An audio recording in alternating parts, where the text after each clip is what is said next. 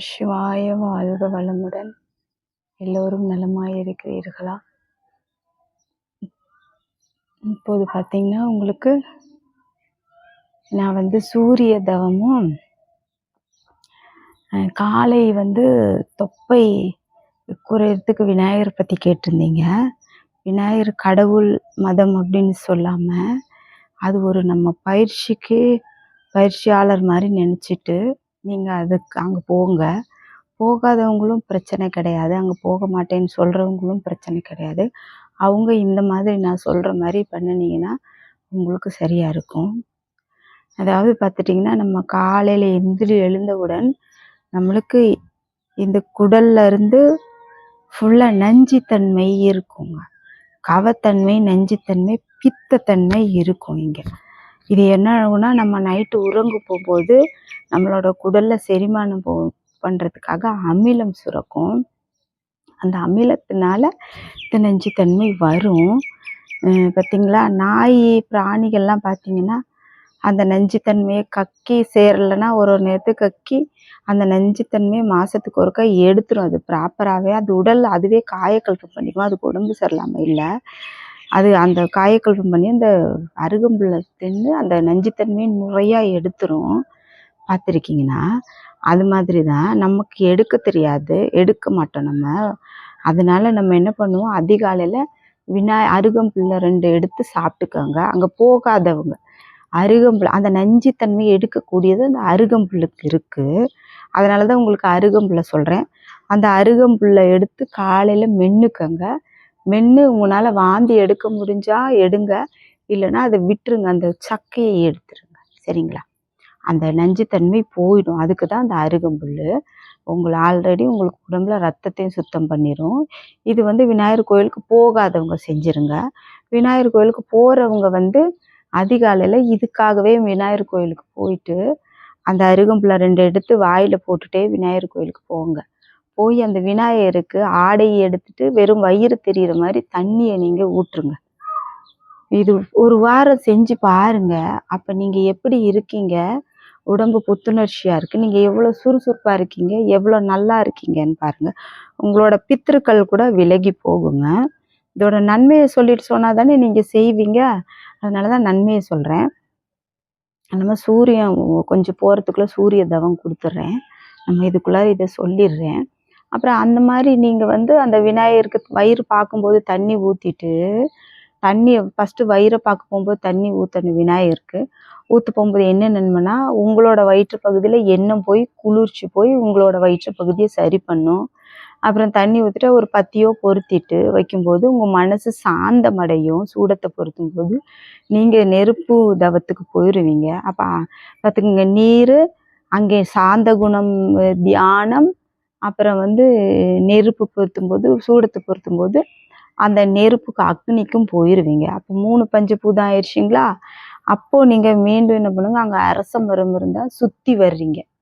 அது உங்களோட நரம்புகளுக்கு சுற்றி வந்துட்டு அந்த அரச மரத்தில் 10 நிமிஷம் உட்காடுறீங்க. அது உங்களுக்கு தவம். சரிங்களா? இந்த நன்மையெல்லாம் விநாயகர் கோவிலில் இருக்குது. இதை பண்ணிட்டு வாங்க. இது பிடிக்காதவங்க முன்னாடி சொன்ன மாதிரி இந்த வேலையெல்லாம் விநாயகர் கோயிலுக்கு போக முடியலன்னா நீங்கள் அரச மரத்தடி போய் இதை செஞ்சுட்டு வாங்க. விநாயகரை கும்பிட்றவங்க இந்த மாதிரி செய்யுங்க. விநாயகர் இதுக்கு தான் ஒப்பிட்டுருக்காங்க. ஆனால் நான் இப்படி தான் கும்பிடுறேன். அதை நீங்கள் எப்படி கும்பிடுறீங்கன்னு தெரியலை. நம்மளோட அந்த கொழுப்பை கரைக்கிறது தான் அந்த மண். கொழுப்பு மண்ணை தான் சாருது. அதை கரைச்சி விடுறது விநாயகர் 30 நாள் அப்படி இப்படின்னு அந்த விரத நாட்களில். அது அப்பாற்பட்டது. நீங்கள் கும்பிட்றது எப்படின்னு தெரியலை. அந்த மாதிரி கும்பிட்டுக்கோங்க. இப்போ ஒன்று சொல்கிறேன், நம்மளை தீர்மானிக்கிறது பார்த்துக்கங்க, நமக்குள்ளே தான் எல்லாம் இருக்குதுன்னு சொல்கிறேன். இன்னொன்று சொல்கிறேன், நம்மளோட மூச்சு நம்மளை வாழவும் வைக்கும், அழிக்கவும் செய்யும். மூச்சு எப்படி அழிக்குமான்னா அது அப்பாற்பட்டது சொல்கிறேன் உங்களுக்கு. நம்மளோட மூச்சில் ஒரு மூச்சு இருக்குன்னு எல்லோரும் நினச்சிட்ருக்கீங்க. இதுதான் மிகப்பெரிய தப்பு. மேல் நோக்கி வாங்கக்கூடியவர் மனிதர். மனித மூச்சு. இன்னொரு 2ஆம் மூச்சு ஒன்று இருக்குது.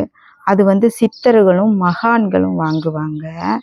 அது வரைக்கும் தான் இன்றைக்கி தெரிஞ்சிருக்கு இந்த உலகத்துக்கு. ஆனால் 3ஆம் மூச்சு ஒன்று வாங்கணும். இந்த உள்நோக்கி வாங்குற மூச்சு தான் இங்கே உள்ள நிறுத்துறது, முதுகு தண்டு வரைக்கும் போகிறது, வாசியாக ஓடக்கூடிய மூச்சு. அதுதான் சித்தர்கள் கூடொடுக்கி வைக்கிறது வரைக்கும் தான் தெரியும். ஆனால் இன்னொரு மூச்சு இருக்குதுங்க. அந்த மூச்சு எப்படி விட முடியாது இருக்குது. அது இது வரைக்கும் யாருக்கும் தெரியாத இருக்குது. அந்த மூச்சை சொல்லித்தரும்போது நான் சொல்லித்தரேன். அந்த மூச்சில் ஒரு கட்டத்தில் ரொம்ப நல்ல விஷயமெல்லாம் பண்ணலாம். அந்த மூச்சு வாங்குறதுக்கு தான் உங்களுக்கு காயக்கல்பம் கொடுத்துக்கிட்டு இருக்கேன். அதுக்கு உடல் ரொம்ப முக்கியம். நம்ம உடலை சரி பண்ணி எல்லாம் கூட ஒடுக்கிறதுக்கு வாசி ஒடுங்கி சித்தர்கள் சொன்ன அந்த மூச்சு போயிடலாம். அது 2ஆம் மூச்சு. 3ஆம் மூச்சுக்கு நாம் இன்னும் ரொம்ப எலும்பெல்லாம் ஸ்ட்ராங் பண்ணணும். அந்த 3ஆம் மூச்சு இழுக்கிறத இப்போ சொன்னால் உங்களுக்கு புரியாது. இப்போ சொன்னீங்கனாலும் சிலருக்கு மூச்சு திணறல் வரும். அதனால வேண்டாம், அதை இப்போ சொல்ல முடியாது. அது இறை மூச்சு. அது இறைவன் ஆகுறவங்களுக்கு அந்த மூச்சு. சரியா? அந்த மூச்சு பயிற்சியும் கொடுக்கறதுக்கு இந்த சிலரை நான் பக்கத்தில் தான் வரணும். இதை நம்ம பேச வேண்டாம், இது விட்டுறலாம். இப்போ நம்ம சூரிய தவம் பண்ணலாம். மூச்சில் இவ்வளோ நன்மைகள் இருக்குது. அதே போல் நம்மளுக்கு சொர்க்கமும் இங்கே தான் இருக்குது, நரகமும் இங்கே தான் இருக்குது. பார்த்திங்கன்னா நெற்றி பொட்டு குழிக்குள்ள ஒரு இடத்தை பார்த்து நீங்கள் வாழ்ந்தீங்கன்னா நரகம், அதே ஒரு இடத்தை பார்த்து வாழ்ந்தீங்கன்னா சொர்க்கம். அந்த இடத்த உங்களுக்கு எல்லாத்துக்கும் ஏதுன்னு காமிச்சிடுறேன். இன்னொன்று, நல்ல சக்தியும் நாம தான், தீய சக்தியும் நாம தான், தெய்வமும் நாம தான், பிசாசும் நாம தான், மனிதனும் நாம தான். இப்போ நம்ம எந்த நிலையில் வாழ்கிறோம்னு ஒவ்வொருத்தவங்க தெரிஞ்சுக்கலாம். பிசாசின் குணத்தில் வாழ்கிறவங்க இது எல்லாருக்கும் தெரிஞ்சிருக்கும். அப்போ அவங்க பிசாசின் கணக்கு இடுறாங்க, அது வேண்டாம். எல்லாமே மனிதனுக்குள்ளே இருந்தால் உருவாகுது. அப்புறம் மனிதனாதே தெய்வமாகவும் மாறுறாங்க, மனிதனாகவும் இருக்கிறாங்க. இவ்வளோதான் விஷயம். இதில் யார் நாம் அப்படிங்கிறத தெரிஞ்சுக்கலாம். சரி, அது வேண்டாம். ஏன்னா இதை நான் ஏன் ஒப்பிடுறேன்னா, இது பூரா நமக்குள்ளேருந்து வருதுன்னு தான் ஒப்பிடுறேன். வேறு மாதிரி நினச்சிக்காதீங்க எல்லாருமே. இது எல்லாத்துக்குமே நம்ம தான். சரிங்களா? இப்போ நம்ம சூரிய தவம் பண்ணுவோம். சரிங்களா? சூரிய தவத்துக்கு ரொம்ப நன்மைகள் இருக்குது. சூரிய தவம் பண்ணும்போது நம்ம மூச்சு என்ன பண்ணணும், உடம்புலேருந்து எங்கேயும் போகக்கூடாது, கண்ணுக்கு தான் வரணும். தெரிஞ்சுக்கோங்க. எல்லாரும் மூக்கில் மூச்சு விட்டு சூரிய தவம் பண்ணியிருப்பீங்க, அப்படி தப்பு. கண்ணுக்கு வந்துடணும் மூச்சு 2. சரிங்களா? மூச்சு 2 சூரிய தவத்துக்கு நம்ம அதிகாலையில் சூரிய தவத்துக்கு இப்படி உட்காந்து பார்த்துக்கோங்க. முத்திரையெல்லாம் சூரிய தவத்துக்கு எந்த முத்திரையும் கிடையாது, இந்த முத்திரை தான். நமஸ்காரம் பண்ணுற முத்திரை தான் சூரிய தவத்துக்கு. இந்த நுரையீரலுக்கு, இந்த ஹார்ட்டுக்கு நடுவில் வச்சுட்டு நம்ம சூரியன், அப்போ தான் நமக்கு வாசி ஒடுங்கும். சூரிய தவத்துக்கு வாசி பிரிஞ்சால் உங்களுக்கு கண்ணுக்கு நினைப்பு போகாது. அதனால தான் உங்களுக்கு சூரிய தவத்துக்கு வாசி, இது வாசி ஒடுங்கிறது. இவ்வளோ இதுவே நீங்கள் பண்ணிக்கிட்டே இருந்து கோவிலில் உட்காந்து பண்ணிக்கிட்டு இருந்தாலும் சிலருக்கு வாசி ஓடி இருக்கும். அவங்களாம் ஒரு நிலையில் இருப்பாங்க. அவங்க நிலையில் இருந்தானா உலக வாழ்க்கைக்கு வரமாட்டாங்க. அதுதான் அங்கே பிரச்சனை.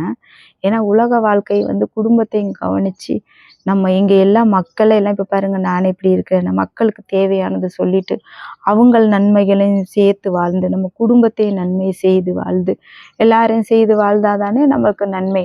நாம் மட்டும் இப்படி செஞ்சு ஒரு நிலை அடைஞ்சால் அது வாழ்க்கை அல்ல. எல்லா அம்மாமார்கள் ஐயாமார்களுக்கும் சொல்கிறேன். அப்போ ஏன்னா நமக்கு எல்லாத்தையும் சமாளிக்கக்கூடிய மனப்பக்குவம் அங்கே இல்லாமல் போயிடுது. மக்களையும் சமாளிக்கக்கூடிய, குடும்பத்தையே சமாளிக்கக்கூடிய மன தைரியம் இல்லாத போகிறதுனால தான் அவங்க அப்படி இருக்காங்க. நம்ம இதில் எல்லா தைரியமும் சேர்த்துக்கிட்டா தான் நம்ம ஒரு நிலை வந்திருக்கோம்னு ஒப்பிட முடியும்.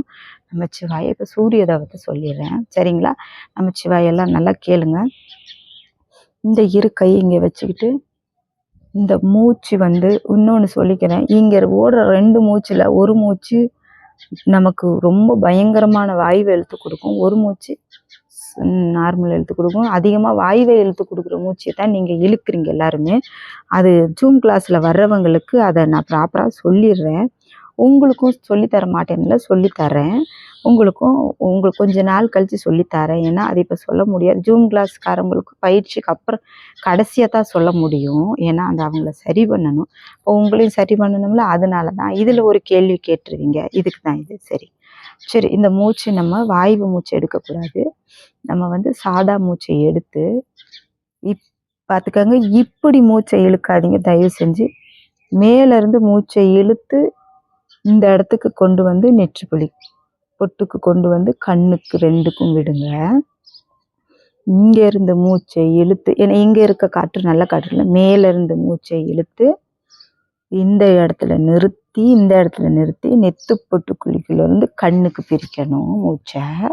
இதுதான் சூரிய தவம். இதை எடுத்துக்கிட்டு இங்கே பாருங்க.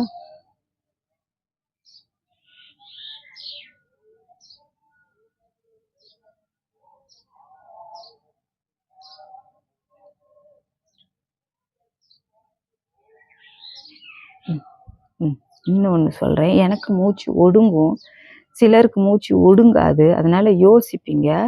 அப்போ நீங்கள் நுரையீரலுக்கு மூச்சு காற்று உங்களுக்கு நுரையீரலில் தான் மூச்சு போயிருக்கும்.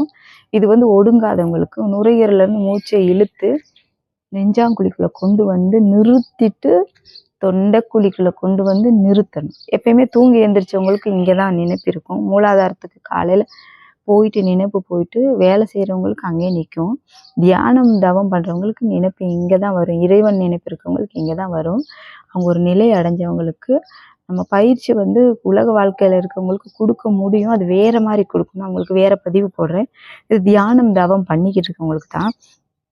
அப்போ அந்த மூச்சு இங்கேருந்து நுரையீரலில் இருக்க மூச்சை நீங்கள் நினைப்போடு இங்கே நெஞ்சாங்குழிக்குள்ளே எடுத்து தொண்டைக்குழிக்குள்ளே கொண்டு நிறுத்தி, அதுக்கப்புறம் இங்கே நிறுத்தி, அதுக்கப்புறம் நெற்று பொட்டுக்குழிக்குள்ளே கொண்டு போய் தான் கண்ணுக்கு கொண்டு இப்படி நில்லுங்க.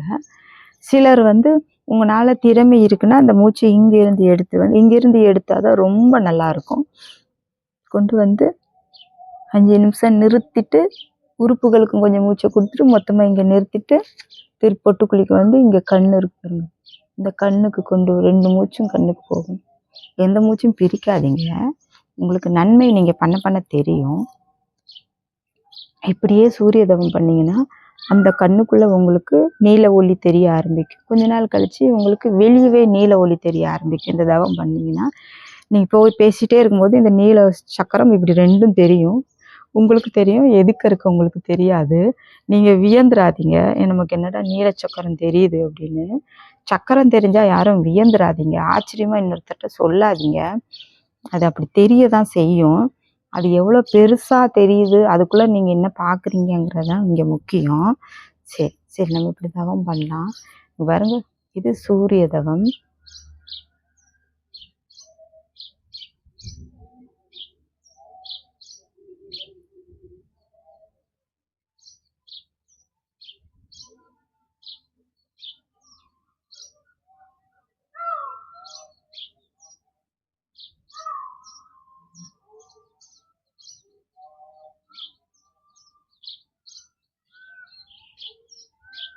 யாருக்காவது மூச்சு திணறிடுச்சுன்னா இங்கே இருக்க மூச்சை எடுத்து நுரையீரலுக்கு மட்டும் கொஞ்சம் கொடுத்துக்கோங்க. அது உறுப்புகளுக்கெல்லாம் கொடுத்துக்கும்.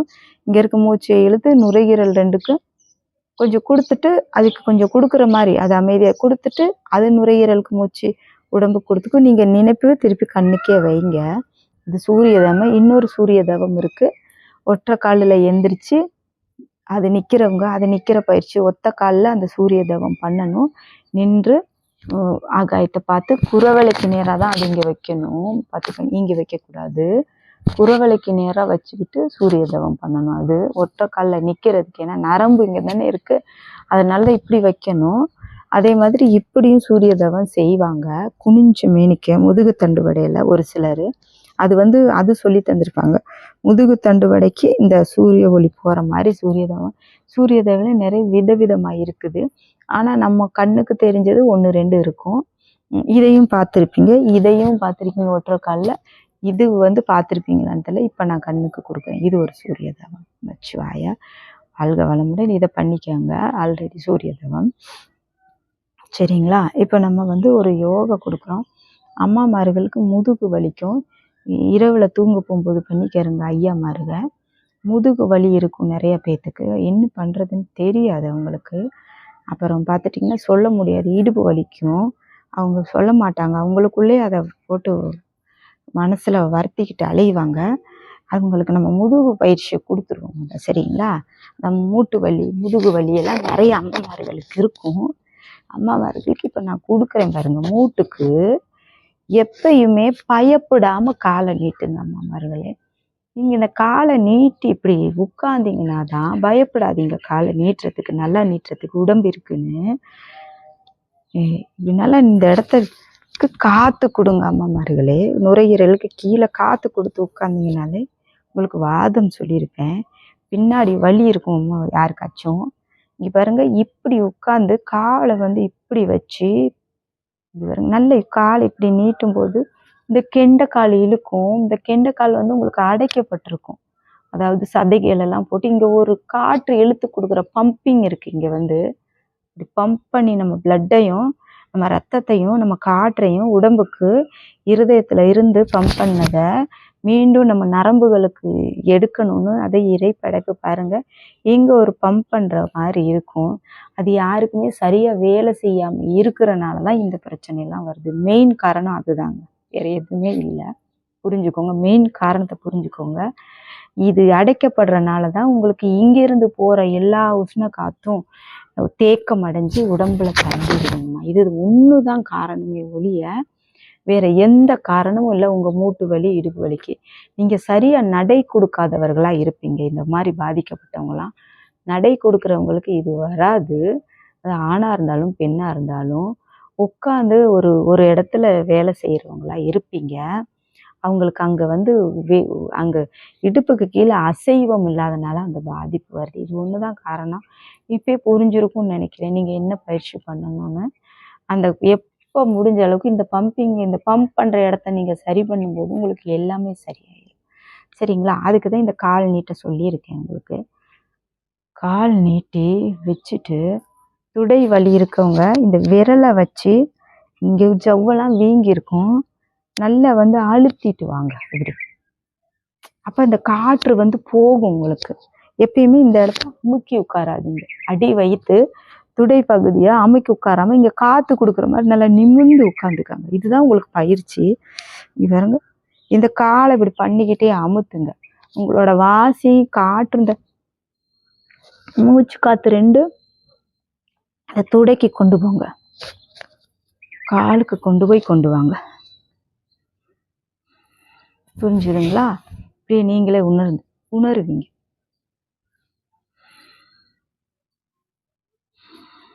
இது ரொம்ப பேர் அவஸ்தைப்படுவீங்க. மூச்சு இழுக்க முடியலன்னெல்லாம் கேள்வி கேட்காதீங்க. அப்புறம் ஒரு தடவை செய்கிறதா பயிற்சி 2 தடவை செய்கிறதான்லாம் கேட்குறீங்க. எல்லாருமே சின்ன குழந்தைங்க மாதிரி இருக்கீங்க. அந்த தப்பை செய்யாதீங்க. விஷயத்த தானே முடிவு பண்ண கற்றுக்கணும். எல்லா விஷயத்தையும் ஒவ்வொருத்தவங்களை கேட்டு நாம் செய்யும்போது நாமளே ஒரு வட்டத்தை தீட்டிக்கிறோம். நமக்கு அப்படி தீட்டாதீங்க. நீங்களே தீர்மானிங்க. உங்கள் உடம்பு அமைப்பு எத்தனை தடவை உங்களுக்கு ஒத்துழைக்குது அத்தனை தடவை செய்யுங்க, நன்மை தான். இதுக்கு கணக்கு போடாதீங்க. வாழ்க்கைக்கு வந்து டைம் போடாதீங்க. டைம் ஆயுளுக்கு குறிக்கும். அதை இப்போ சொல்லிடுறேன் நான் உங்களுக்கு. பாருங்க, இந்த கால் முழங்கால இப்படி நல்லா அமுத்தி கொடுங்க. முட்டுகளில் தான் போய் வாதங்கள் தங்கும். இங்கே தான் மெயின். இந்த முட்டு பகுதியில் தான் நம்ம மூல நரம்பு அத்தனை இருக்குது. இந்த முட்டு நரம்பு உங்களுக்கு ரத்த ஓட்டம் போகலைன்னா டென்ஷன் ஆகுவீங்க, கோவப்படுறவாங்க. அதனால இந்த பாருங்க, நல்ல காலை இழுத்து இந்த பயிற்சி செய்யுங்க அம்மாமார்களே. இழுத்து செய்யுங்க. அப்புறம் இந்த கையை கீழே முடிஞ்ச அளவுக்கு இப்படி ஊனிக்கோங்க. இது பாருங்க, இது செய்கிறது இதுக்கு தான் நன்மை சரிங்களா. இந்த பாருங்க, இந்த அடுத்து வந்து இந்த நெஞ்சு பகுதியை வந்து பார்த்துக்கங்கம்மா. இது வந்து இதுவும் விரியணும். இந்த நுரையீரல்கிட்டையும் விரிஞ்சு காற்று கொடுக்கணும் கீழே. பார்த்துக்கங்க, அடி வயிறும் விரியணும். இப்படியெல்லாம் மடங்கி கொழுப்போட கிடக்கும். இப்படி விரியணும். நெஞ்சாங்குழியும் விரியணும். அப்போ தான் உங்களுக்கு காற்று போகும். நீங்கள் நல்லா உணருவீங்க. எனக்கு பதில் போடுங்க, நான் உணர்ந்தேன்னு. ஆனால் எத்தனை தடவை செய்கிறேன்னு பதில் போடாதீங்க. பாருங்க, நம்ம மேலே பார்த்துக்கணுமா, கீழே கையை ஊனி இந்த குரவலை ஓப்பனா இருக்கணும். அப்பதான் காத்து உள்ள போகும்.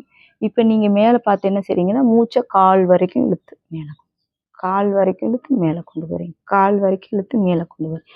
இதுதான் பயிற்சி.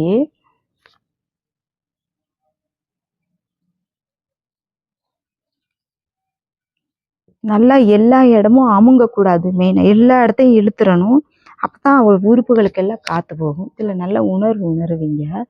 சரி, இடுப்பு வலிக்கு ஒண்ணு சொல்லி தரேன். தூங்க போகும்போது இதை பண்ணுங்க. எந்திரிக்க போகும்போது சிலருக்கு எந்திரிக்க முடியாது. நான் நேராவே வந்து சொல்லுவாங்க. அவங்களுக்கெல்லாம் இந்த பயிற்சி தான் கொடுப்பேன். நல்லா இருக்குன்னுவாங்க.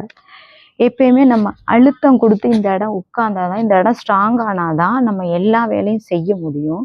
நம்மளுக்கு மெயின் இந்த இடம் ஸ்ட்ராங் ஆகணும். இந்த இடம் ஸ்ட்ராங் இல்லாதவங்க சரியா உலாத்த முடியாது. அப்ப நம்ம என்ன பண்ணணும், இந்த இடத்த ஸ்ட்ராங் பண்றதுல குறிக்கோளா இருக்கணும். சரிங்களா? அப்புறம் பாதத்தையும், அப்புறம் முழங்கால், இந்த மாதிரி முக்கியமான இடங்கள்ல பேஸ் மட்டம்னு சொல்லுவாங்க. பில்டிங் ஸ்ட்ராங் அந்த மாதிரி ஒரு காமெடி கூட பண்ணுவாங்க. பேஸ் மட்டும் வீக்குங்கிறதெல்லாம் இதுதான் காரணம். இந்த பேஸ் மட்டும் நமக்கு ஸ்ட்ராங்கா இருக்கணும். புரிஞ்சுக்கோங்க. சரி, இங்க பாருங்க, நல்லா பார்த்துக்கோங்க. இந்த முதுகு தண்டு வடை கீழ் ஒட்டி தான் இருக்கணுமா? இந்த மாதிரி சொல்லியிருப்பாங்க நிறைய. இந்த மாதிரி நீங்க இந்த இடுப்புக்கு ஸ்ட்ராங் கொடுத்து உட்காரணும். பார்த்துக்கோங்க நான் எப்படி உட்கார்றேன்னு.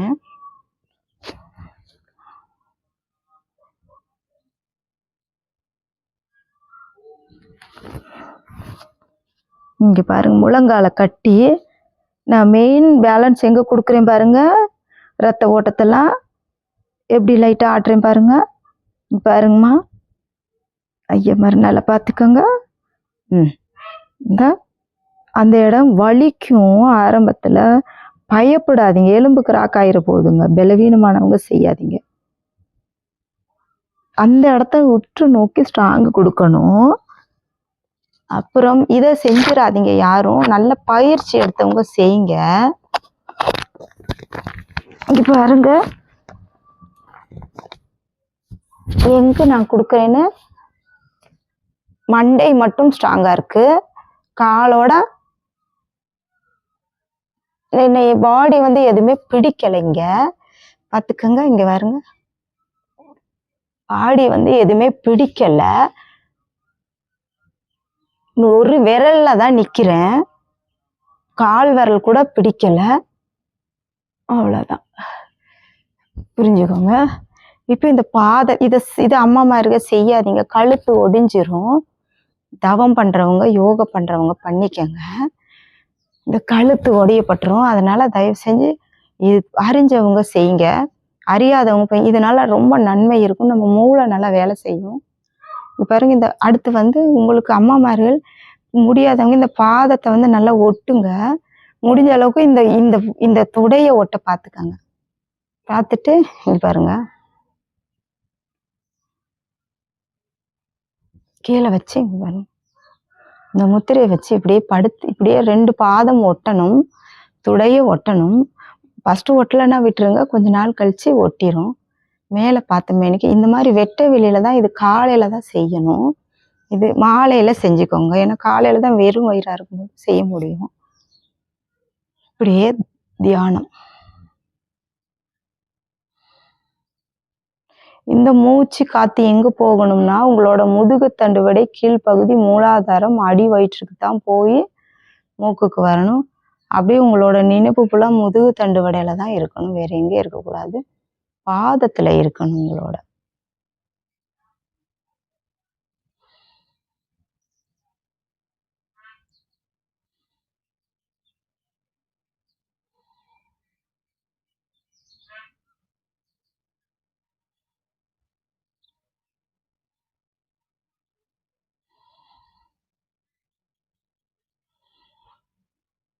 அவ்வளோதான். சரிங்களா? இப்படியே நீங்க இருந்தீங்கன்னா, நான் இதுக்கு நன்மையை சொல்லிடுறேன் உங்களுக்கு. எந்திரிச்சு சொல்றேன். இங்க பாருங்க,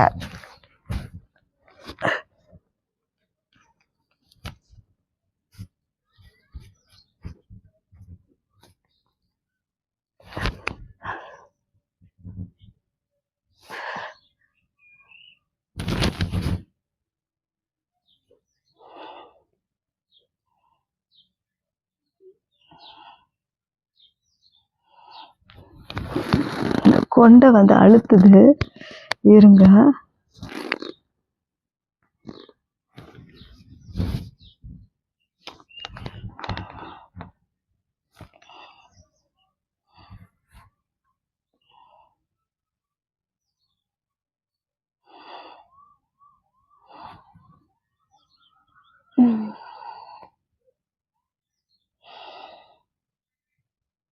பார்த்துக்கோங்க. அம்மா மாதிரி இதை பண்ணுங்க.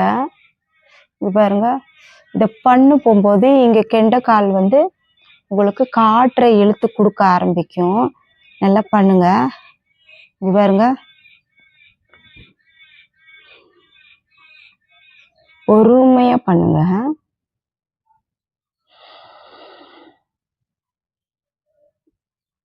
ஒற்றைக்கால் இந்த பிடிச்சிக்கணும். இந்த கையை வச்சிங்க. அப்பதான் உங்களுக்கு ஜவ்வு லூஸ் பண்ணி கொடுக்கணும். உங்க கையை வச்சு அடிக்கடி பாருங்க. இப்படி அமுத்தி அமுத்தி அப்பதான் உங்க கால் மடங்கும். அப்படியே கொடுத்தீங்கன்னா ஜவ்வு இழுத்துரும், கிழிஞ்சிரும். அதனாலதான் நான் இந்த விரலை கையை இங்க வச்சு உங்களுக்கு சொல்றேன். எனக்கு சும்மா இழுத்துருவேன் நான். இப்படி உங்களுக்காக இந்த கையை வச்சு அழுத்தி காட்டுறேன். பாருங்க பாருங்க. எந்த அளவுக்கு நீங்க இது இப்படி பண்றீங்களோ அந்த அளவுக்கு உங்களுக்கு வந்து நன்மைகள். இது இப்படி தவம் பண்ணக்கூடியவங்க இதை இப்படி பண்ணிக்கலாம். பாருங்க.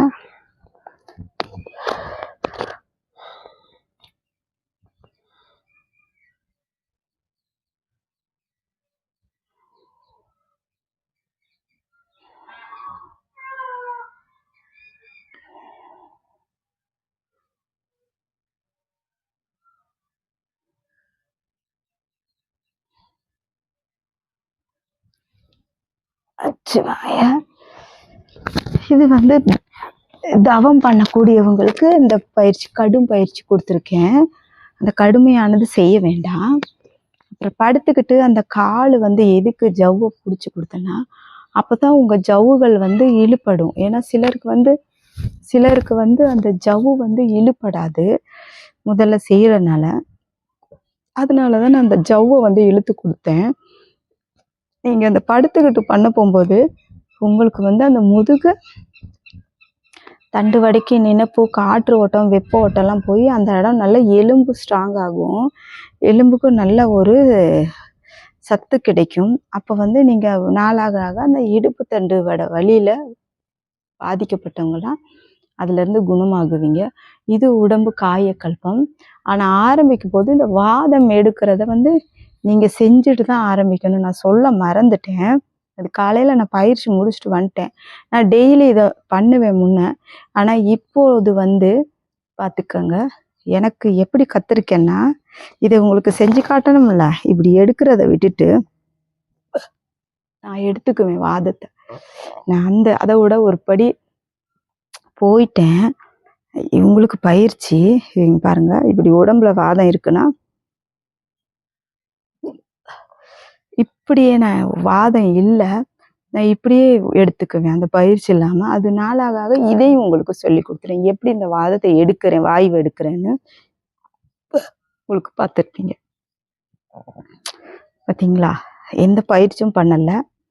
நான் வந்து அந்த இடத்துல இருக்கிற வாதத்தை எடுக்கணும் அப்படின்னு ஒரு மனநிலையை கொண்டு போய் காற்றை கொடுத்து தான் எடுக்கிறேன். இது ஒரு சின்ன பயிற்சி தான். நீங்கள் இது கூட என்னை செய்ய வேண்டியதில்லை. உங்களுக்கு அது வந்துடும். சரிங்களா? நான் வந்து உங்களுக்கு இது போல் உடம்புல இருக்க கவம், பித்தம் மற்றும் இங்கே இருக்க எல்லாமே நம்ம மலம் போகிறோன்னா நம்ம போக்கிக்கலாம். தூக்கம் வரனா நம்ம அந்த நரம்பை வச்சு தூக்கம் வைக்கணும். இதெல்லாம் ஒரு நரம்பு சம்மந்தப்பட்டது.